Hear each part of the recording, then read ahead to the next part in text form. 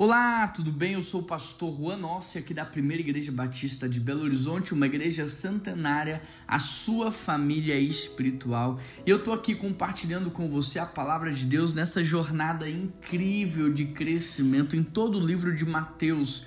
E hoje nós vamos estudar o capítulo 4. Abra sua Bíblia comigo ou apenas ouça a ministração dessa palavra. No capítulo 4, no verso 1 está escrito: Então Jesus foi levado pelo Espírito ao deserto para ser tentado pelo diabo. Sabe, eu quero te dizer algo, não é só o inimigo que te leva para o deserto. O deserto, na verdade, é a grande escola de Deus. É ali que Deus forma os seus homens e as suas mulheres. Então não espante quando você passar por um deserto. Deus quer te ensinar algo, e quando você estiver no deserto, a única coisa que você tem que fazer é perguntar para Deus o que você deve aprender naquele lugar, para que você possa sair do deserto mais forte, para que você possa sair mais maduro. Sempre entre dois picos existe um vale, e esse vale nos prepara para o próximo pico da vida. Aqui o texto diz que é o Espírito Santo que leva Jesus ao deserto,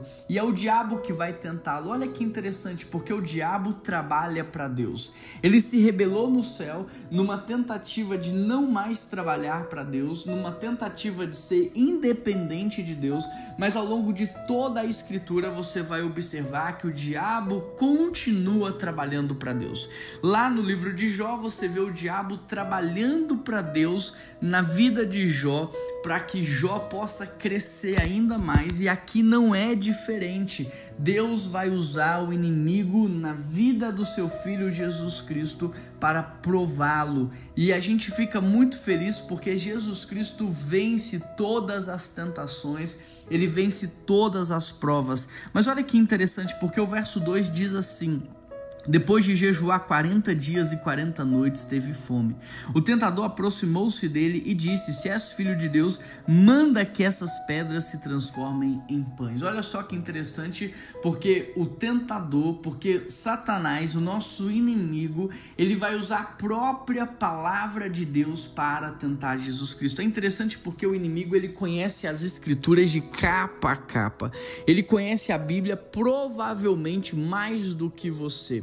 E é interessante porque ele vai usar as escrituras contra Cristo. Olha a ousadia, a autoridade que ele teve. E quantas vezes o inimigo, ele também não usa essa estratégia comigo e com você para colocar dúvidas no nosso coração? Não foi isso que ele fez com Adão e Eva? Olha, não foi bem isso que Deus disse. O que Deus disse foi o seguinte: ele coloca uma dúvida, ele semeia uma dúvida no coração daquele casal, e dessa maneira ele também está tentando fazer com Jesus Cristo. Eu imagino que é assim que ele tem agido também com você. Agora, sabe como que Jesus Cristo vence o inimigo? Ele vence o inimigo na palavra. Você precisa conhecer a palavra para que você possa colocar em xeque toda manipulação, toda deturpação da palavra, e para que você possa perseverar e manter-se firme dentro daquilo que Deus tem para você. O inimigo aqui, ele vai usar a palavra para tentar fazer com que Jesus alcance o seu objetivo sem dor, sem fome e sem oposição. E é isso que ele está fazendo com os cristãos. Ele está fazendo com que os cristãos, eles passem por essa vida sem sofrimento, sem dor, sem oposição. Mas ser como Cristo foi, é ser ungido a dar a vida pelos seus irmãos. Essa atitude ou essa ideia de autopreservação, de salvação, de me proteger, de me guardar, de me salvar, isso não tem a ver com Cristo, isso tem a ver com o espírito do anticristo. É por isso que Jesus diz para Pedro: olha, arreda-te daqui, Satanás. E ele fala isso num contexto em que o próprio Pedro está falando para Jesus: não é necessário sofrer, não é necessário morrer. E hoje as pessoas estão dizendo a mesma coisa: olha, não é necessário você pagar um preço tão alto, não é necessário você se sacrificar tanto pelos outros, mas esse é o espírito do anticristo. É por isso que a Bíblia diz: esse mundo mundo jaz do maligno. E você tem que conhecer as Escrituras para entender que não há outro caminho a não ser o caminho da entrega, do sacrifício. Muitas pessoas dizem: olha, Jesus já pagou o preço pela igreja, você já não precisa fazer isso. Mas interessante, porque Jesus estabelece a igreja em Atos, depois ele vem, ele morre, ressuscita, ele volta, ele vai preparar as moradas, e aí você tem os apóstolos ali, todos pagando o preço para que a igreja avançasse.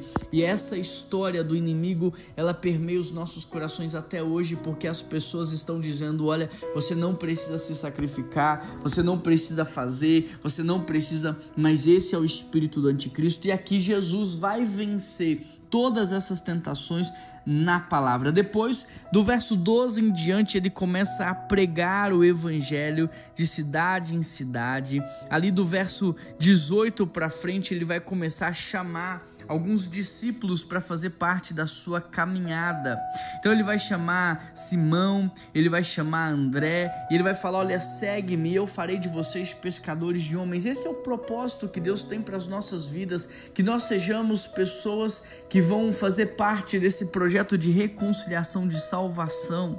Do verso 23 até o 25, Jesus ele vai andar no meio do povo, fazendo milagres, curando pessoas, tratando pessoas, restaurando pessoas, e uma grande multidão vai começar a seguir a Cristo. Eu quero que você relembre, no capítulo 1 nós falamos da genealogia, da história de Jesus e como Deus trabalha no tempo certo. No capítulo 2 nós falamos do nascimento de Cristo e como o inimigo tentou ofuscar, ele tentou de alguma maneira distrair o povo, mas Deus trouxe Jesus à vida e ele norteou José e Maria sobre aquilo que eles deviam fazer. No capítulo 3, João Batista começa a preparar o caminho para Jesus iniciar o seu ministério, e Jesus inicia o seu ministério no seu batismo. E agora no capítulo 4, Jesus está sendo tentado. Você percebe uma coisa: um avião só decola depois que ele passa por 1000 testes, e Jesus ele está sendo aqui provado,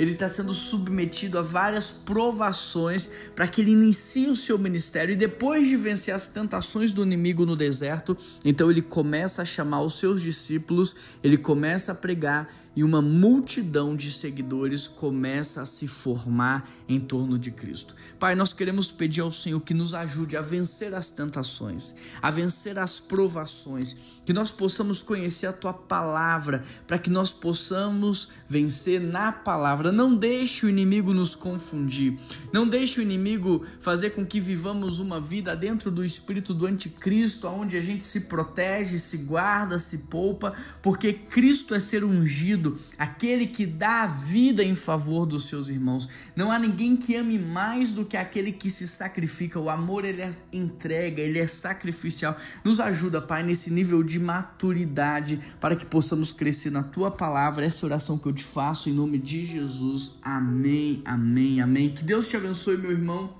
Se inscreva no nosso canal, compartilhe esse devocional e chama todo mundo para fazer parte desse projeto, para que até o final desse ano a gente conheça todo o Novo Testamento. Combinado? Um grande abraço, até amanhã. Deus abençoe a sua vida.